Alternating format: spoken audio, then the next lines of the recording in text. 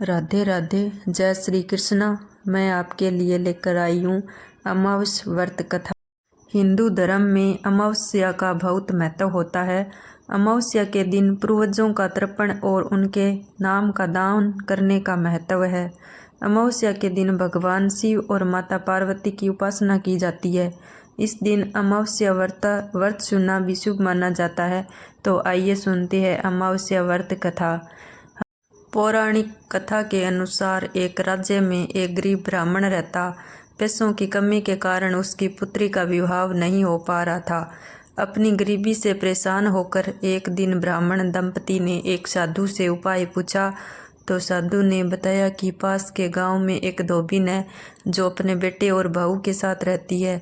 यदि आपकी बेटी उस धोबिन की सेवा करे तो धोबिन खुश होकर उसे अपनी मांग का सिंदूर दे देगी, जिससे कन्या का विवाह तय हो जाएगा। यह सुनकर कन्या धोबिन के घर जाकर सारा काम करने लगी और उसका पता धोबिन व उसकी बहू को नहीं चल पाया। एक दिन धोबी ने अपनी बहू से पूछा कि तुम इतना सारा काम इतनी जल्दी कैसे कर लेती हो। तो बहू बोली, मुझे लगा कि आप ये सारा काम करती है। धोबिन चौंक गई और उसने नज़र रखना शुरू कर दिया। धोबिन ने जब सुबह उठकर देखा तो एक कन्या चुपचाप उसके घर का सारा काम कर रही थी। कई दिनों तक ऐसा चलता रहा।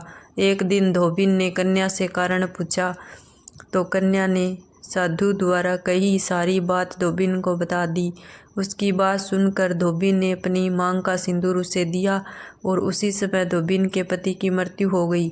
उसे दुखी होकर कन्या घर से निकल पड़ी और एक पीपल के पेड़ के पास पहुंचकर 108 ईंटों के टुकड़े लिए और उसे टुकड़ों को 108 बार परिक्रमा करके एक बार फेंकने लगी। कन्या ने ऐसा करने से धोबिन का पति जीवित हो गया। पीपल के पेड़ की परिक्रमा के कारण कन्या को शुभ फल की प्राप्ति हुई।